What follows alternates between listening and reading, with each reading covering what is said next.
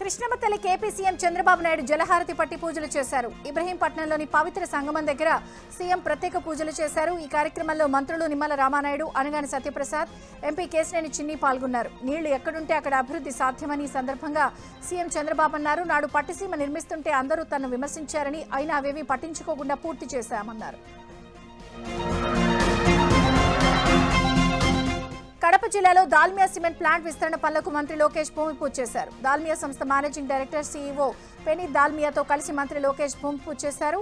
అనంతరం శిలాఫలకాన్ని ఆవిష్కరించారు. జమ్మలమడుగు నియోజకవర్గం మైలవరం మండలం చిన్నకొమరలలో ఉన్న దాల్మియా సిమెంట్ లిమిటెడ్ లైన్ 2 విస్తరణను 3,100 కోట్ల వ్యయంతో చేపట్టనుంది. దీంతో మరో 700 మందికి ఉపాధి లభించనుంది. ఏపీలో అనుమతులు త్వరగా ఇవ్వడం వల్లే భారీగా పెట్టుబడులు వస్తున్నాయని మంత్రి నారా లోకేష్ అన్నారు. పొరుగు రాష్ట్రాలతో పోటీ పడి పరిశ్రమలను తీసుకొస్తున్నామని చెప్పారు. భారత్కు వచ్చే పెట్టుబడుల్లో 25% ఏపీకే వస్తున్నాయని అన్నారు. సిమెంట్ ఉత్పత్తి రంగంలో దాల్మియా గ్రూప్ బలమైందన్నారు. దీంతో ఎంతో మందికి ఉపాధి లభిస్తోందని చెప్పారు. వైసీపీ హయాంలో ఏపీ బ్రాండ్ చాలా దెబ్బతిందని, మళ్లీ దాన్ని గాడిలో పెట్టేందుకు 2 ఏళ్లు కష్టపడ్డామని మంత్రి లోకేష్ చెప్పారు. ఆంధ్రప్రదేశ్లో ఆయుష్ వైద్య రంగాన్ని మరింత బలోపేతం చేసే దిశగా ప్రభుత్వం కీలక అడుగులు వేస్తోంది. 350 కోట్లతో ఆయుష్ విభాగంలో కొత్త వైద్య కళాశాలలు, సమీకృత ఆసుపత్రులు, మౌలిక సదుపాయాల అభివృద్ధి పనులను వేగవంతం చేస్తున్నట్లు ఆరోగ్య శాఖ మంత్రి సత్యకుమార్ యాదవ్ తెలిపారు. ఆయుర్వేదం, మెగా యునాని, సిద్ధ, నేచురోపతి, హోమియోపతి రంగాల అభివృద్ధికి ప్రభుత్వం ప్రాధాన్యమిస్తోందని అన్నారు. రోగానికి వైద్యం చేసే కంటే వ్యాధులను ముందుగానే గుర్తించి నివారించే ప్రివెంటివ్ వెల్నెస్ ఆధారిత ఆరోగ్య విధానాన్ని అమలు చేస్తున్నామని చెప్పారు. వైసీపీది చెత్త పన్ను వేసి దోచుకున్న చరిత్రని మంత్రి నారాయణ ఆరోపించారు. జగన్ ప్రభుత్వ నిర్లక్ష్యంతో రాష్ట్రంలో 153 లక్షల టన్నుల చెత్త కుప్పలు పేరుకుపోయాయని అన్నారు. కూటమి ప్రభుత్వంలో 120 లక్షల టన్నుల చెత్త క్లియరెన్స్ చేశామని చెప్పారు. రాష్ట్ర వ్యాప్తంగా 107 మున్సిపాలిటీల్లో ప్రాసెసింగ్ ప్లాంట్లు సిద్ధం చేశామన్నారు. ఈ నెల 18న సీఎం చంద్రబాబు చేతుల మీదుగా ప్లాంట్ల ప్రారంభోత్సవం కానున్నాయని చెప్పారు. ఇవాళ నెల్లూరులో మంత్రి నారాయణ పర్యటించారు. ఏపీ పంచాయతీరాజ్ శాఖ ఆధ్వర్యంలో నడుస్తున్న స్వచ్ఛరథం కార్యక్రమం 1 కోటి కేజీల పొడి వ్యర్థాల సేకరణలో చరిత్రాత్మక మైలురాయిని అధిగమించింది. చెత్త నుంచి సంపద సృష్టి, గ్రామీణ పారిశుద్ధ్యం, ఆర్థిక వ్యవస్థ బలోపేతానికి ఈ పథకం దేశంలోనే ఆదర్శంగా నిలిచింది అని AP deputy CM Pawan Kalyan అన్నారు. రాష్ట్ర వ్యాప్తంగా 16 కోట్ల విలువైన డ్రై వేస్ట్ సేకరించి రీసైక్లింగ్ చేశారన్నారు. ఈ ఘటన సాధించడానికి కృషి చేసిన ఆపరేటర్లు, గ్రామ పంచాయతీలు, గ్రీన్ అంబాసిడర్లను ఎక్స్ వేదికగా పవన్ కళ్యాణ్ అభినందించారు. తుడా పరిధిలో అభివృద్ధి పనులు శరవేగంగా జరుగుతున్నాయని టీటీడీ చైర్మన్ బీఆర్ నాయుడు అన్నారు. తుడా చైర్మన్ గా డాలర్స్ దివాకర్ రెడ్డి పనితీరు బాగుందన్నారు. తిరుచానూరు పద్మావతి అమ్మవారి ఆలయానికి త్వరలో కొత్త రోడ్లు వేయనున్నామని తెలిపారు. రోడ్ల నిర్మాణంలో నివాసాలు కోల్పోయిన వారికి నష్టపరిహారం అందజేస్తామని హామీ ఇచ్చారు. భక్తులు ట్రాఫిక్ ఇబ్బందులను అధిగమించేందుకు నూతన రోడ్ల నిర్మాణానికి ప్రణాళికలు సిద్ధం చేశామని తుడా చైర్మన్ డాలర్స్ దివాకర్ రెడ్డి తెలిపారు. రా ఎన్టీఆర్ కార్యక్రమాన్ని రద్దు చేయాలని తిరుపతి తాజ్ హోటల్ యాజమాన్యానికి పోలీసు అధికారులు ఆదేశాలు ఇచ్చారు. 18న నిర్వహించదలిచిన రా ఎన్టీఆర్ కార్యక్రమంతో తమకు సంబంధం లేదని ఎన్టీఆర్ అభిమానులు ఏఎస్పీకి ఫిర్యాదు చేశారు. ఎన్టీఆర్ పేరు వాడుకుని కార్యక్రమాన్ని చేపడుతున్న వారిపై చర్యలు తీసుకోవాలని కోరారు. ఈ ఫిర్యాదుకు పోలీసు అధికారులు స్పందించారు. వెంటనే హోటల్ యాజమాన్యానికి ఆదేశాలు ఇచ్చారు. సాయికృష్ణ కస్టోడియల్ డెత్ కేసులో సిట్ పిటిషన్పై సుప్రీంకోర్టులో విచారణ ఈ నెల 23వ తేదీకి వాయిదా పడింది. పిటిషన్పై విచారణ చేపట్టిన జస్టిస్ విక్రమ్నాథ్, జస్టిస్ సందీప్ మెహతా ధర్మాసనం పిటిషన్పై రిప్లై ఇవ్వడానికి ప్రతివాది నాగరాజుకు వారం రోజులు గడువిచ్చింది. అటు సాయికృష్ణ లాకప్ డెత్ కేసుపై ఏపీ హైకోర్టులోనూ విచారణ జరిగింది. సిబిఐ దర్యాప్తు పిటిషన్ ఎందుకు ఉపసంహరించుకుంటున్నారు అని సాయికృష్ణ తల్లి విజయలక్ష్మిని హైకోర్టు ప్రశ్నించింది. విత్డ్రా కారణాలను వివరించాలని హైకోర్టు ఆదేశించింది. తిరుమల కొండపై ముష్కర్లు దాడికెత్నిస్తే వారిని ఎలా తిప్పుకొట్టాలి అనే అంశంపై భద్రతా బలగాలు మాక్ డ్రిల్ నిర్వహించాయి. సామాన్య భక్తులు బస చేసే యాత్రి సముదాయంతో పాటు కమాండ్ కంట్రోల్, అన్నదానం సముదాయం ఉండే PSC 4లో భద్రతా బలగాలు మాక్ డ్రిల్ నిర్వహించి ఉగ్రవాదుల కుట్రలు తిప్పికొట్టడంపై భక్తులకు అవగాహన కల్పించాయి. పోలీసులు, vigilance, octopus, AR bomb squad బలగాలు మాక్ డ్రిల్ నిర్వహించాయి. ముద్రగడ పద్మనాభం అంత్యక్రియల్లో అంబటి రెచ్చిపోయారు. అధికార లాంఛనాలను అడ్డుకునేందుకు అంబటి ప్రయత్నించారు. ముద్రగడ నివాసానికి వెళ్లిన పోలీసులతో అంబటి వాగ్వివాదానికి దిగారు. పోలీసులను నెట్టేశారు. పోలీసులు వెళ్లిపోవాలి అంటూ అంబటి రాంబాబు, ముద్రగడ అనుచరులు నినాదాలు చేశారు. మహబూబ్ నగర్ జిల్లాలో సీఎం రేవంత్ రెడ్డి పర్యటించారు. దివిటిపల్లిలోని అమర్ రాజా గిగా కారిడార్లో కస్టమర్ క్వాలిఫికేషన్ ప్లాంట్లను ప్రారంభించారు. ఈవీ ఉత్పత్తుల తయారీలో చైనాతో పోటీ పడుతున్నామని 2047 కల్లా 3 ట్రిలియన్ ఎకానమీకి చేరుకుంటామని అన్నారు. భారత్ జీడీపీకి 10% అందించడమే కాంగ్రెస్ ప్రభుత్వ లక్ష్యమన్నారు. కాలుష్య రహిత నగరంగా హైదరాబాద్ను తీర్చిదిద్దుతామని సీఎం చెప్పారు. పాలమూరు ఆదర్శ జిల్లాగా తీర్చిదిద్దుతామన్నారు. ప్రాజెక్టులు పూర్తి చేసి పాలమూరు జిల్లాను సస్యశ్యామలం చేస్తామని సీఎం రేవంత్ చెప్పారు. తెలంగాణకు వచ్చే పరిశ్రమలకు సింగిల్ విండో ద్వారా అనుమతులు ఇస్తున్నామని తెలంగాణ సీఎం రేవంత్ రెడ్డి అన్నారు. పెట్టుబడులపై ప్రతి నెల సమీక్ష నిర్వహిస్తున్నట్లు తెలిపారు. ఫ్యూచర్ సిటీలో అమెజాన్ కొత్త డేటా సెంటర్కు సీఎం శంకుస్థాపన చేశారు. భారత్ ఫ్యూచర్ సిటీ అభివృద్ధిలో అమెజాన్ డేటా సెంటర్ కీలక పాత్ర పోషిస్తుందని అన్నారు. ఈ ప్రాజెక్టు ద్వారా ఫ్యూచర్ సిటీలోకి మరిన్ని పెట్టుబడులు, అంతర్జాతీయ స్థాయి పరిశ్రమలు వచ్చే అవకాశాలున్నాయన్నారు. కాలుష్య రహిత నగరంగా హైదరాబాద్ను తీర్చిదిద్ది నగరంలో ఉన్న పరిశ్రమలను బయటకు తరలిస్తామన్నారు. తెలంగాణ సీఎం రేవంత్ ఏపీ సీఎస్కు ఏపీ డిప్యూటీ సీఎం పవన్ లేఖ రాశారు. పోక్సో చట్టాన్ని పటిష్టంగా అమలు చేయాలని, పోక్సో కేసులకు అత్యధిక ప్రాధాన్యం ఇవ్వాలన్నారు. చిన్నారుల భద్రత రాజ్యాంగ బాధ్యత అని, పిల్లల హక్కులు కాపాడాలని కోరారు. పోక్సో కేసుల్లో తక్షణ ఎఫ్ఐఆర్ నమోదు చేయాలని, ప్రాథమిక విచారణ లేకుండానే కేసు నమోదు చేయాలన్నారు. కేసు విచారణకు నిర్దిష్ట కాలపరిమితి విధించాలన్నారు. నిందితుల బెయిల్ను వ్యతిరేకించి బాధితులకు రక్షణ కల్పించాలని పవన్ కళ్యాణ్ లేఖలో ప్రస్తావించారు. విద్య, వైద్య రంగాలకు కాంగ్రెస్ ప్రభుత్వం అత్యంత ప్రాధాన్యమిస్తోందని మంత్రి శ్రీధర్ బాబు అన్నారు. మాజీ ఎమ్మెల్యే జయప్రకాష్ నారాయణ, రాజ్యసభ సభ్యుడు విజయేంద్ర ప్రసాద్, మల్కాజ్గిరి ఎంపీ ఈటల రాజేందర్తో కలిసి అల్వాల్లోని జిల్లా పరిషత్ బాలికల ఉన్నత పాఠశాలలో ఎఫ్డీఆర్ ఫౌండేషన్ ఆధ్వర్యంలో ఏర్పాటు చేసిన విజ్ఞాన్ సేతు సైన్స్ ల్యాబ్ను ప్రారంభించారు. ప్రభుత్వ పాఠశాలలు, ప్రైవేట్ విద్యాసంస్థలకు ఏమాత్రం తీసుకోకుండా మౌలిక సదుపాయాలు, నాణ్యమైన విద్యతో అభివృద్ధి చేస్తోందన్నారు. విద్యార్థులు బాగా చదువుకుని ఉన్నత స్థాయికి ఎదగాలని అన్నారు. స్వాతంత్ర దినోత్సవాన్ని పురస్కరించుకుని డయాలసిస్ దశకు చేరుకుని మానసికంగా ఇబ్బందులు పడుతున్న వారిలో ఆత్మస్థైర్యాన్ని నింపేందుకు ఆగస్టులో డయాలసిస్ ప్రీమియర్ లీగ్ నిర్వహిస్తున్నామని నెఫ్రాలజిస్ట్ మహమ్మద్ సోహెబ్ ఏ ఖాన్ తెలిపారు. దీనికి సంబంధించిన బ్రోచర్ను ప్రెస్ క్లబ్లో ఆవిష్కరించారు. ఉమెద్ చారిటబుల్ ట్రస్ట్ ఆధ్వర్యంలో 3వ డిపిఎల్ పోటీలను నిర్వహిస్తున్నట్లు చెప్పారు. ఆగస్టు 15న యూసఫ్గూడ స్టేడియంలో జరగనున్న ఈ లీగ్ను మంత్రి దామోదర్ రాజనరసింహ, మాజీ కేంద్ర మంత్రి సల్మాన్ ఖుర్షిద్ ప్రారంభిస్తారని తెలిపారు. Telangana Markfed, state where housing corporation, HACA సంస్థలపై మంత్రి తుమ్మల సమీక్ష నిర్వహించారు. రాష్ట్రంలో వేర్ హౌసింగ్ సామర్థ్యం మరో 5 లక్షల మెట్రిక్ టన్నులు పెంచుతున్నట్లు తెలిపారు. 2 ఏళ్లలో అదనపు నిల్వ సామర్థ్యం అందుబాటులోకి తెస్తామన్నారు. ప్రస్తుతం 6 లక్షల ఎంటీ సామర్థ్యం, 104% ఆక్యుపెన్సీతో ఉన్న గోదాములను 2028 నాటికి 31 గోదాములను సిద్ధం చేస్తామని మంత్రి తుమ్మల తెలిపారు. ప్రతి కొత్త గోదాంపై సోలార్ ప్యానెల్స్ తప్పనిసరిగా ఏర్పాటు చేస్తామని చెప్పారు. హైదరాబాద్కు వచ్చిన కేంద్ర మంత్రి రామ్దాస్ అథవాలేతో మంత్రి అడ్లూరి భేటీ అయ్యారు. పెండింగ్ కేంద్ర నిధులు వెంటనే విడుదల చేయాలని విజ్ఞప్తి చేశారు. ఎస్సీ గురుకులాలు, హాస్టళ్ల ఆధునీకరణకు 300 కోట్ల ప్రత్యేక ప్యాకేజీ ఇవ్వాలని మంత్రి అడ్లూరి కోరారు. తక్షణమే 150 కోట్ల విడుదలకు కేంద్ర మంత్రి సానుకూలంగా స్పందించారు. వచ్చే నెలలో 300 కోట్ల ప్యాకేజీపై ప్రత్యేక సమీక్ష నిర్వహిస్తామని తెలిపారు. ఎస్సీ విద్యా సంక్షేమానికి కేంద్రం పూర్తి సహకారం అందిస్తుందని రామ్దాస్ అథవాలే తెలిపారు. మంత్రి కోమటిరెడ్డి వెంకటరెడ్డితో టీపీసీసీ వర్కింగ్ ప్రెసిడెంట్ జగ్గారెడ్డి సమావేశమయ్యారు. తుంగతుర్తి వివాదంపై చర్చించారు. తుంగతుర్తి అంశంపై మాట్లాడేందుకు కోమటిరెడ్డి ఆసక్తి చూపలేదని జగ్గారెడ్డి తెలిపారు. ఉమ్మడి నల్గొండ జిల్లా రాజకీయ అంశాలు తమ మధ్య చర్చకు వచ్చాయన్నారు. ఈ నెల 20 లోపు తుంగతుర్తి వివాదంపై అధిష్టానానికి నివేదిక ఇస్తానని జగ్గారెడ్డి తెలిపారు. కాగా జగ్గారెడ్డి మాస్ లీడర్ అని, ఎక్కడి నుంచి పోటీ చేసినా గెలవగలిగే సత్తా జగ్గారెడ్డికి ఉందని మంత్రి కోమటిరెడ్డి వెంకటరెడ్డి అన్నారు. 50 నామినేటెడ్ పదవులను ఈ నెలలో భర్తీ చేస్తామని టీపీసీసీ చీఫ్ మహేష్ గౌడ్ తెలిపారు.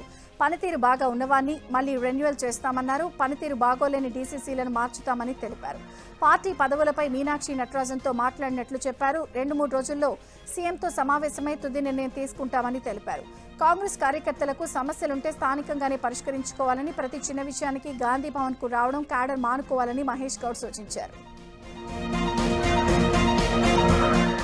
గజ్వేల్ నియోజకవర్గ పంచాయతీ గాంధీ భవన్ కు చేరింది. మండలాధ్యక్ష పదవులపై కాంగ్రెస్ ఇన్ఛార్జి నర్సారెడ్డి, ఆయన వ్యతిరేక వర్గం పోటాపోటీ ఫిర్యాదులు చేసుకున్నారు. తనకు తెలియకుండానే మండలాధ్యక్ష పదవులు ఇచ్చారని నర్సారెడ్డి ఆరోపించారు. దీనిపై పీసీసీ చీఫ్ మహేష్ గౌడ్ ఫిర్యాదు చేసినట్లు తెలిపారు.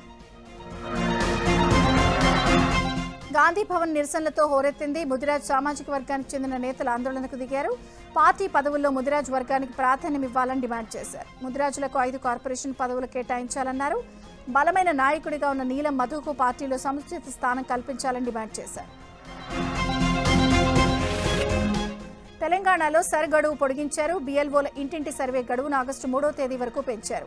ఆగస్టు 10న డ్రాఫ్ట్ ఓటర్ జాబితా విడుదల కానుంది. సెప్టెంబర్ 9వ తేదీ వరకు క్లైమాక్స్ అభ్యంతరాలు స్వీకరించనున్నారు. అక్టోబర్ 12న తుది ఓటర్ జాబితా విడుదల కానుంది.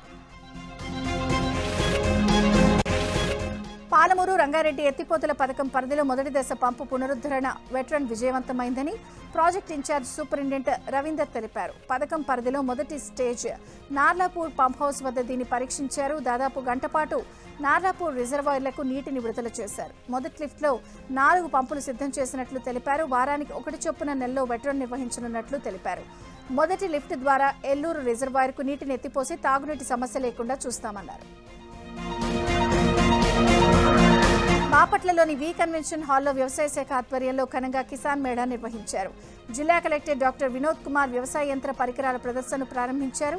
కిసాన్ మేళాలో పెద్ద సంఖ్యలో రైతులు పాల్గొన్నారు. ఆధునిక వ్యవసాయ యంత్రాలు, సాంకేతిక పరిజ్ఞానంపై రైతులకు అవగాహన కల్పించారు. వ్యవసాయంలో యాంత్రీకరణతో ఉత్పాదకత పెంపుపై నిపుణులు సూచనలు చేశారు. కొత్త వ్యవసాయ సాంకేతికతను వినియోగించుకోవాలని రైతులకు కలెక్టర్ వినోద్ కుమార్ సూచించారు. సత్యసాయి జిల్లా మడకసిరిలోని 5వ వార్డులో రాష్ట్ర ఫుడ్ కమిషన్ మెంబర్ లక్ష్మీరెడ్డి ఆకస్మికంగా తనిఖీలు నిర్వహించారు. చీపులేటి అంగన్వాడీ కేంద్రంలో చిన్నారులకు అందిస్తున్న ఆహారం, పోషకాహార సరఫరా రికార్డులను పరిశీలించారు. అక్కడ కోడిగుడ్ల నాణ్యతపై తీవ్ర అసహనం వ్యక్తం చేశారు. రోజువారీగా సరఫరా అవుతున్న కోడిగుడ్లలో నాణ్యతా లోపాలు, వ్యత్యాసాలు ఉన్నాయని గుర్తించి సంబంధిత కాంట్రాక్టర్ను నిలదీశారు. చిన్నారుల ఆరోగ్యంతో చెలగాటమాడితే సహించబోమని హెచ్చరించారు. పిల్లలకు నాణ్యమైన పోషకాహారం అందేలా అధికారులు పర్యవేక్షించాలని ఆదేశించారు. నెల్లూరు జిల్లా ఆత్మకూరులో ఓ వైసీపీ నాయకుడు దుర్మార్గం ఆలస్యంగా బయటపడింది. సోమశిల నుంచి ఆత్మకూరుకు తాగునీటి సరఫరా చేసే ప్రధాన పైప్ లైన్ను అనంతసాగరం మండలం రేవూరు వద్ద ధ్వంసం చేశాడు. వైసీపీ నేత బోయిళ్ల రవీంద్రారెడ్డి పైప్ లైన్ను బోర్వెల్తో ధ్వంసం చేశాడు. దాంతో 8 రోజులుగా ఆత్మకూరు పట్టణవాసులు తాగునీటికి తీవ్ర ఇబ్బందులు ఎదుర్కొన్నారు. అధికారులు ప్రత్యామ్నాయ ఏర్పాట్లతో కొంతమేర నీటి ఎద్దడిని అరికట్టారు. మున్సిపల్ అధికారుల ఫిర్యాదుతో రవీంద్రారెడ్డిని పోలీసులు అరెస్ట్ చేశారు. కొమరం భీం జిల్లా కెరిమెర్లోని గిరిజన ఆశ్రమ పాఠశాలలో అర్ధరాత్రి విద్యార్థులు ఆందోళనకు దిగారు. నాసిరకం భోజనం పెడుతున్నారని ఆగ్రహం వ్యక్తం చేశారు. ప్రశ్నిస్తే సిబ్బంది భయభ్రాంతులకు గురి చేస్తున్నారని ఆరోపించారు. అధికారులు స్పందించి పాఠశాల సిబ్బందిపై చర్యలు తీసుకోవాలని, నాణ్యమైన భోజనం పెట్టాలని ఆదివాసీ సంఘాలు డిమాండ్ చేశాయి. ఏబీన ఆంధ్రజ్యోతి కథనాలతో నంద్యాల జిల్లా కొత్తపల్లిలోని కస్తూర్బా గాంధీ స్కూల్కు అధికారులు వెళ్లారు. కస్తూర్బాలో విద్యార్థుల వేదనపై ఏబీన ఆంధ్రజ్యోతిలో కథనాలొచ్చాయి. దీనిపై విద్యాశాఖ, రెవెన్యూ అధికారులు స్పందించారు. పురుగుల అన్నం సిబ్బంది వేధింపులపై క్షేత్రస్థాయి విచారణకు ఆదేశించారు. తూర్పుగోదావరి జిల్లా నల్లజర్ల మండలం అయ్యవరం గ్రామంలోని 3F ఆయిల్ పామ్ పరిశ్రమ దగ్గర CITU ఆందోళన చేపట్టింది. నిన్న ఫ్యాక్టరీలో పనిచేస్తున్న రాజేంద్ర అనే వ్యక్తి అనుమానాస్పద స్థితిలో మృతి చెందాడు. ఫ్యాక్టరీ వర్గాలు ఆత్మహత్య చేసుకున్నాడని చెప్తూ ఉండగా కుటుంబ సభ్యులు కార్మికుడి మృతిపై అనుమానాలు వ్యక్తం చేశారు. ఈ నేపథ్యంలో CITU నాయకులతో కలిసి ఫ్యాక్టరీ దగ్గర ఆందోళన చేశారు. మృతుడి కుటుంబానికి న్యాయం చేయాలని డిమాండ్ చేశారు. ఆందోళనకారులను పోలీసులు అరెస్ట్ చేయడంతో పరిస్థితి ఉద్రిక్తంగా మారింది. నిజామాబాద్ జిల్లా బాల్కొండ ఎమ్మెల్యే వేముల ప్రశాంత్ రెడ్డి ఆందోళనకు దిగారు. తన నియోజకవర్గ సమస్యలు పరిష్కారం కావడం లేదని, ప్రభుత్వం ఇచ్చిన హామీలు నెరవేర్చడం లేదని ఆగ్రహం వ్యక్తం చేశారు. సమస్యల పరిష్కారానికి భీమ్గల్లో నిరాహార దీక్ష చేపట్టడానికి సిద్ధమయ్యారు. అయితే దీక్షకు అనుమతి లేదని పోలీసులు అభ్యంతరం తెలిపారు. భీమ్గల్ వెళ్లకుండా ఆయన్ని హౌస్ అరెస్ట్ చేశారు. దీంతో ఎమ్మెల్యే ఇంటి దగ్గర పోలీసులు పహారా ఏర్పాటు చేశారు. బీఆర్ఎస్ హయాంలో మంజూరైన పెండింగ్ పనులు పూర్తి చేయాలని ఆయన డిమాండ్ చేశారు. కేంద్ర రాష్ట్ర ప్రభుత్వాలు ఉద్యోగాల హామీలతో యువతను మోసం చేస్తున్నాయని సిపిఎం జాతీయ పాలిట్ బ్యూరో సభ్యుడు బివి రాఘవులు విమర్శించారు. సిపిఎం ఆధ్వర్యంలో నిరుద్యోగులారా కొలువులకై కోట్లాడుదాం రండి అనే నినాదంతో ఇందిరా పార్క్ ధర్నా చౌక్ దగ్గర మహాధర్నా నిర్వహించారు.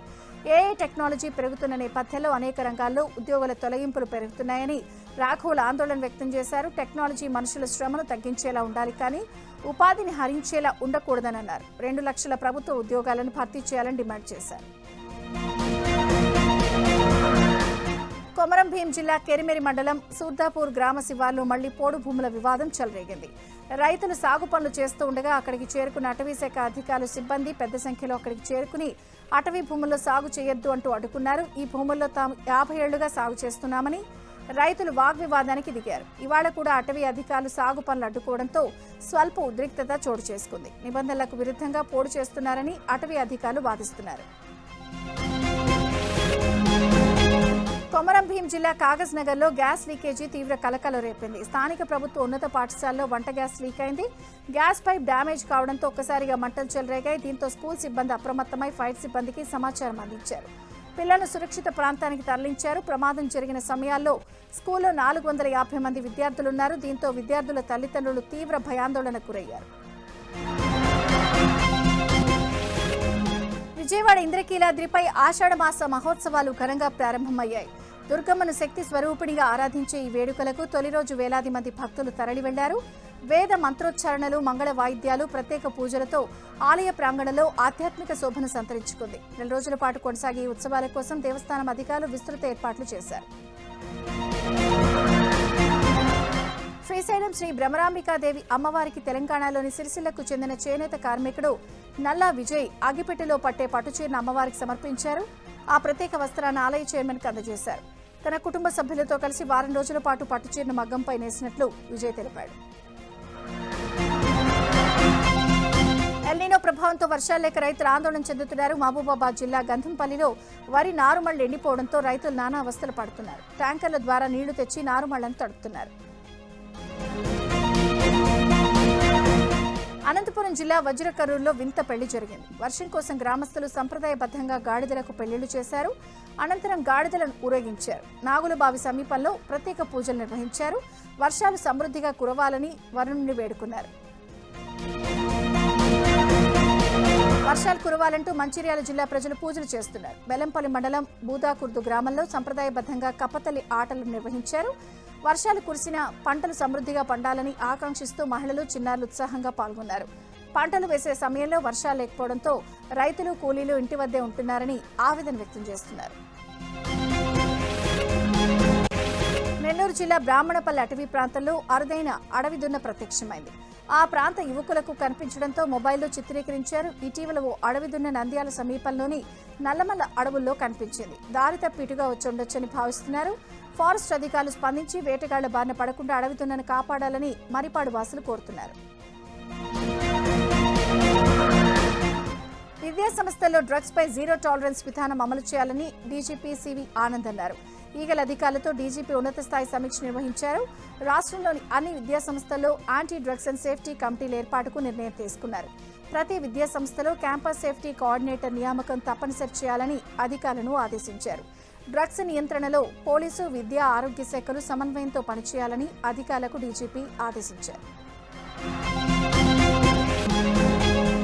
నెల్లూరు జిల్లాలో గడిచిన 6 నెలల్లో నేరాల శాతం తగ్గిందని ఎస్పీ అజితా విజయంట్లు అన్నారు. అసాంఘిక కార్యకలాపాలు, నేరాలకు పాల్పడితే ఎంతటి వారినైనా చట్టరీత్యా కఠిన చర్యలు తప్పవని హెచ్చరించారు. 135 మందిపై పీడీ యాక్ట్ కేసులు పెట్టామని తెలిపారు. ట్రాఫిక్ రూల్స్ ఉల్లంఘించిన వారి నుంచి 2.7 కోట్లు చలానాలు వసూలు చేశామన్నారు. ఇక రాత్రి వేళల్లో పహారా పెంచామని చెప్పారు. గంజాయి డ్రగ్స్ పై పూర్తి స్థాయిలో నిఘా కొనసాగుతుందని ఎస్పీ వివరించారు. హైదరాబాద్ రామంతపూర్లో ఐస్ క్రీం తయారీ కేంద్రంపై ఎస్ఓటీ పోలీసులు దాడులు నిర్వహించారు. గడువు ముగిసిన ఫుడ్ కలర్స్ ఫ్లేవర్లు, ఫంగస్ పట్టిన ఎండు అంజీర్ స్వాధీనం చేసుకున్నారు. లేబుల్ లేని ముడి పదార్థాలు, లూస్, ట్యూటీ ఫ్రూటీతో ఐస్ క్రీం తయారు చేసినట్లు గుర్తించారు. యూనిట్ నిర్వాహకుడిని అదుపులోకి తీసుకుని ఉప్పల్ పోలీసులకు అప్పగించారు. మెదక్ జిల్లాలో నకిలీ పాల దందా వెలుగులోకి వచ్చింది. టాస్క్ ఫోర్స్ అధికారుల దాడుల్లో నర్సాపూర్ మండలం రెడ్డిపల్లిలో కల్తీ పాల తయారీ వ్యవహారం బయటపడింది. రసాయనాలతో కృత్రిమంగా పాలను తయారు చేసి మార్కెట్లోకి తరలిస్తున్నట్లు గుర్తించారు. ఇందుకు హానికరమైన కెమికల్స్, డిటర్జెంట్లు, యూరియా, నాసిరకం మిల్క్ పౌడర్లు వినియోగిస్తున్నట్టు తేలింది. కల్తీ పాలను తయారు చేస్తున్న ముఠాన్ టాస్క్ ఫోర్స్ అధికారులు రెడ్ హ్యాండెడ్గా పట్టుకున్నారు. 150 లీటర్ల కల్తీ పాలు, భారీ మొత్తంలో నిల్వ ఉంచిన మిల్క్ పౌడర్ను స్వాధీనం చేసుకున్నారు. మహారాష్ట్ర నుంచి అక్రమంగా తెలంగాణకు నిషేధిత గడ్డి మందు తరలిస్తున్న 2 నిందితులను కొమరం భీం జిల్లా పోలీసులు అరెస్ట్ చేశారు. వాంకిడి టోల్గేట్ వద్ద టాస్క్ ఫోర్స్ పోలీసులు వాహన తనిఖీలు చేపట్టారు. మహారాష్ట్ర నుంచి బెల్లంపల్లి వైపు వెళ్తున్న కారులో సోదాలు చేయగా నిషేధిత గడ్డి మందును తరలిస్తున్న 2 నిందితులను పోలీసులు అదుపులోకి తీసుకున్నారు. నిందితుల నుంచి 170 లీటర్ల గడ్డి మందును స్వాధీనం చేసుకున్నారు. విశాఖలో వరుసగా జరుగుతున్న బైక్ చోరీలకు పీఎం పాలెం పోలీసులు చెక్ పెట్టారు. సీసీ కెమెరా ఫుటేజ్ ఆధారంగా నిందితుడిని అరెస్ట్ చేసిన పోలీసులు అతడి నుంచి మొత్తం 17 మోటార్ సైకిళ్లను స్వాధీనం చేసుకున్నారు. బైక్లను కొనుగోలు చేసి రిసీవర్లపై కూడా కేసులు నమోదు చేశారు. ఎల్నినో ప్రభావంతో వర్షాలు పడక రైతులు తీవ్ర అవస్థలు పడుతున్నారు. వేసిన పత్తి ఎండిపోతూ ఉంటే వాటిని బతికించుకోవడానికి బోరుబావులను ఆశ్రయిస్తున్నారు. నీటి కుంటల దగ్గర మోటార్లు పెట్టుకుని పొలాలను తడుపుకునేందుకు నానా పాటలు పడుతున్నారు. ఈ క్రమంలో చిల్లర దొంగలు బెడద రైతుల కంటి మీద కునుకు లేకుండా చేస్తున్నారు. ఖమ్మం జిల్లా మదిర్లో మోటార్ల దగ్గర సర్వీస్ వైర్లను కట్ చేసి స్టార్టర్లను ఎత్తుకెళ్లిపోతున్నారు. అధికారులు స్పందించి రాత్రిపూట పోలీస్ గస్తీ ఏర్పాటు చేయాలని రైతులు కోరుతున్నారు. దేశంలో సంతానోత్పత్తి రేటు పడిపోతుంటే 2 కంటే ఎక్కువ పిల్లల కంటే పోటీకి అనర్హత వేసే చట్టాలు ఎందుకు అంటూ సుప్రీంకోర్టు వ్యాఖ్యానించింది. 2 పిల్లల నిబంధనపై పాత తీర్పును పునఃసమీక్షిస్తామని తెలిపింది. స్థానిక సంస్థల ఎన్నికల్లో 2 చైల్డ్ పాలసీపై సుప్రీంకోర్టు కీలక ప్రశ్నలు లేవనెత్తింది. దేశంలో జనాభా నియంత్రణ కంటే సంతానోత్పత్తి రేటు వేగంగా క్షీణించడమే ఇప్పుడు ప్రధాన సమస్య అని సుప్రీంకోర్టు వ్యాఖ్యానించింది. సోనం వాంగ్చుక్ ఆరోగ్యంపై దాఖలైన పిల్పై ఢిల్లీ హైకోర్టు స్పందించింది. వాంగ్చుక్ ఆరోగ్యంపై హైకోర్టు తీవ్ర ఆందోళన వ్యక్తం చేసింది. రేపు అత్యవసర విచారణ చేస్తామని ప్రకటించింది. దీనిలో భాగంగా కేంద్రం, ఢిల్లీ ప్రభుత్వాలకు ఢిల్లీ హైకోర్టు డివిజన్ బెంచ్ అత్యవసర నోటీసులు ఇచ్చింది. వాంగ్చుక్ తక్షణమే వైద్య సాయం అందించాలని కోర్టులో పిల్ దాఖలైంది. సీజేపీ ఆందోళనలకు మద్దతుగా జూన్ 28 నుంచి వాంగ్చుక్ దీక్ష చేస్తున్నారు. ఆయన దీక్ష 18వ రోజుకు చేరింది. బంగ్లాదేశ్లో భారీ వర్షాలు, వరదలు బీభత్సం సృష్టిస్తున్నాయి. గత వారం రోజులుగా కురుస్తున్న కుండపోత వానలు, వరదలు, కొండచర్యలు విరిగిపడిన వివిధ ఘటనల్లో ఇప్పటివరకు 44 మంది మృతి చెందారు. నదులన్నీ ప్రమాద స్థాయిలో మించి ప్రవహిస్తుండటంతో దేశవ్యాప్తంగా సుమారు 2.67 లక్షల కుటుంబాలు నిరాశ్రయులయ్యాయి. రాజధాని ఢాకాలో రికార్డు స్థాయిలో వర్షపాతం నమోదైంది. దీంతో నగరంలోని పలు ప్రాంతాలు చెరువులను తలపిస్తున్నాయి. రహదారులపైకి భారీగా నీరు చేరడంతో రవాణా వ్యవస్థ పూర్తిగా స్తంభించి జనజీవనం అస్తవ్యస్తమైంది.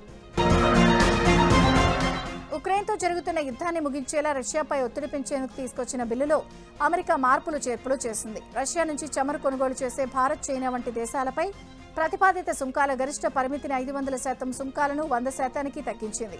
రష్యా అధికారులు, ఆర్థిక సంస్థలు ఇంధన ప్రాజెక్టులు లక్ష్యంగా చేసుకుని బిల్లును తీసుకొచ్చారు. ఇప్పుడు సవరించిన ఈ బిల్లుకు అధికార, ప్రతిపక్ష సభ్యుల నుంచి మద్దతు లభించింది.